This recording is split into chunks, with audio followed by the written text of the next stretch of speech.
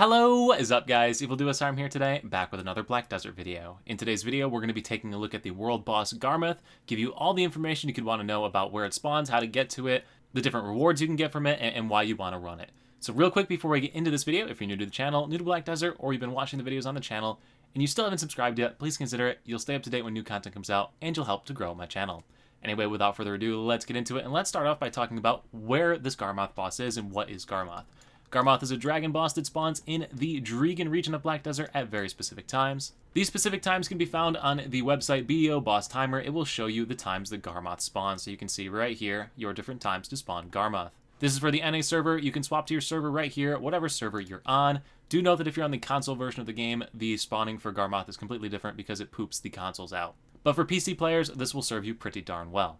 Now, as you can see, Garmoth is spawning in 9 minutes, so I'm going to want to start making my way over there to record this video. And the location I'm going to need to head on over to is just above the city of Duvenkroon in Dregan. So if you haven't explored the Dregan region yet in Black Desert, you're going to want to do that. If you've actually done the Chengatome questline, it takes you right down to the spawn location for Garmoth, and if you click the Garmoth's Notch spawn point, you'll actually be okay, because it takes you into the cave. So if you want to pop your horse down there so you don't lose it, that's a solid idea. Anyway, that's as far as you need to know for getting to Garmoth. That's the location you need to go to. If you have this area of the map foggy for some reason, you just want to show up and see it, if you drop a waypoint directly on the little Garmoth dude's head on your minimap, it will take you to exactly where you need to go, so don't got to worry about that. Now, the reason that you want to run the Garmoth boss whenever it's up or whenever you have the opportunity to do that is because it drops the very rare Garmoth's items that you see right here. So they have a high value. They're similar to the Vel's Heart. They don't do the same thing, but price-wise, similar item. And if you can pack one of these, you'll be a very, very happy camper. But you're probably not going to get that. You'll probably get Cronstones, which is why Garmoth has been affectionately known as Cronmoth in the Black Desert community. Anyway, I'm going to make my way down there and get ready for the boss fight to show you the mechanics for it and everything you need to know about actually fighting this boss. Alright, so the first part of this boss is pretty straightforward. It's going to spawn in, obviously, as soon as the boss fight begins, and if you're a melee character, make your way to one of the two back legs of the boss and just beat the heck out of it, trying to get as many back attacks as you can. It's going to continue to rotate throughout the fight, so you're going to have to reposition yourself several times, but it should be pretty straightforward as a melee class. Just stick to the back legs. If you are a ranged class, try and stay away from the guy's head. That's where the majority of the attacks are going to come from on this boss. This first phase is going to proceed for a little bit up until the point where you see this big red circle. So there's two different types of attacks you can do from this. This is the one where it rains fire from the sky. If you have a class that has an iframe, you can actually iframe through some of these hits. I'm playing as a Musa, so I do not, so I have to run away. As soon as the fireballs stop, though, you're good to go back in and continue DPSing the back legs if you are a melee character or if you are a ranged character, once again avoiding the frontal section of the boss. Continue to repeat this process up until either another circle spawns or you get to the first phase of the boss. So this is the second red circle attack ability here, and this one's really easy to distinguish from the first because it has a big red aura that grows around the boss. So what this one will do is suck you in a little bit and then spit out a bunch of fire. The fire hurts. Try to avoid it if you can. You can also iframe through this one, though, if you have iframes on your class. So if you're trying to run away with iframes, you can get out of it. Anyway, after that one, go ahead and continue to DPS the boss, aiming for the back legs once again if you're melee, or staying away from the head if you are a ranged character. So at some point the boss is going to hit its first phase, and the first phase will be very clear because it'll fly up into the sky, but there won't be a red circle on the ground, similar to how there was with the first area of effect attack that it did where the fire rained. What's going to happen at this point is that a ton of the little cactus people are going to spawn that you're typically used to seeing at the Blood Wolves area. They have a lot of health, they're a little bit more difficult than the ones you're typically used to, and what you want to do as a group, as all of the people in the raid here, little mini boss, you want to go ahead and try and group them and AoE them all down with as many AoE skills as you possibly can.